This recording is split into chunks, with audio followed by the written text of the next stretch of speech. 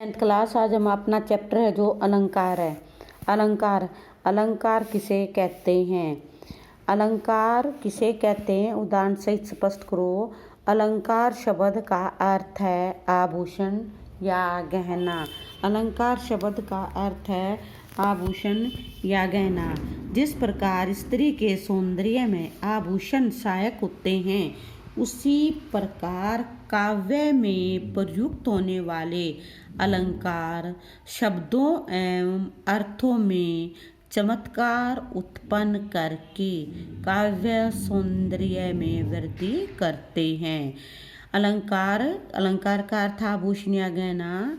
जिस प्रकार स्त्री के सौंदर्य में आभूषणों का प्रमुख रोल होता है, ठीक उसी प्रकार काव्य के अंदर भी अलंकारों का विशेष रोल होता है।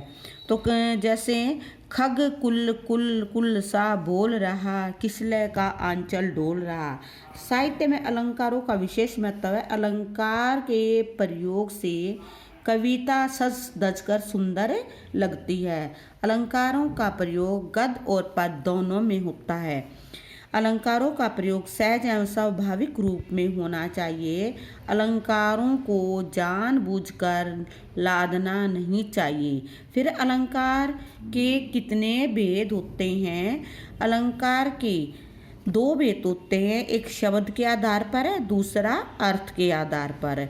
कहीं शब्द प्रयोग हो तो कहीं अर्थ प्रयोग के चमत्कार से, कहीं दोनों एक साथ प्रयोग से काव्य सौंदर्य में वृद्धि होती है। इस आधार पर अलंकार के तीन भेद माने जाते हैं: शब्दालंकार, अर्थालंकार, उभयालंकार। शब्द अलंकार क्या है? जहाँ शब्दों के प्रयोग से काव्य सौंदर्य में वृद्धि होती है। काव्य सौंदर्य में जहाँ वृद्धि होती है वह शब्दालंकार होता है।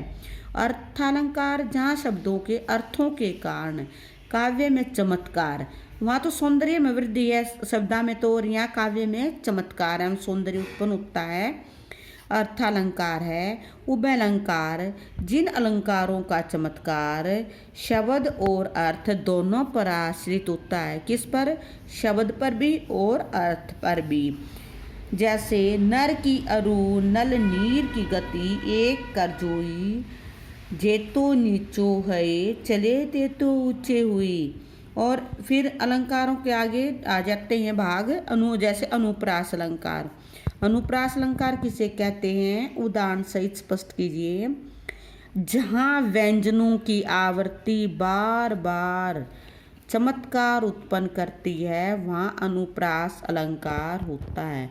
यानी व्यंजनों का बार बार जहाँ पर प्रयोग होता है, वहाँ पर कौन सा अलंकार होता है? अनुप्रास। जैसे तरनी, तनुजा, तट, तमाल, तुरुवर, बहु, छाई। किसकी आवृत्ति आ रही है? तरनी तय, तनुजा तय, तट तय, तमाल तय, तुरुवर तय। तो किसके बार बार व्यंजनों की आवृत्ति आ रही है, तो कौन सा अलंकार है ये? अनुप्रास अलंकार है। अनुप्रास अलंकार में व्यंजनों की आवृत्ति बार बार आती है। और जो यमक अलंकार होता है, यहाँ किसी शब्द या शब्दांश का एक से अधिक बार भिन्न भिन्न अर्थों में प्रयोग होता है। शब्द या शब्दांश का एक से अधिक बार भिन्न भिन्न अर्थों में प्रयोग होता है, वहाँ यमक अलंकार होता है।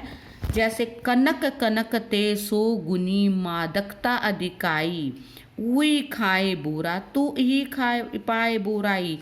दो कनक है, एक कनक का अर्थ है गहना सोना, दूसरा कनक दतूरा। कहते हैं दोनों में क्या है? दोनों में मादकता है। एक अगर ज़्यादा मिल जाता है क्या होता है? घमंड हो जाता है। और दूसरा अगर ज़्यादा खा लिया जाता है तो उसका भी नशा हो जाता है। यानी दोनों कनक कनक अलग अलग अंतर यहाँ पर लेकर आए हैं। तो ये कौन सा अलंकार था? यमक। यमक में मैंने क्या बताया है? किसी शब्दांश, शब्द या शब्दांश का एक का भिन्न भिन्न अर्थ प्रयोग होता है। तो आज मैं दो ही अलंकार करवाऊंगी।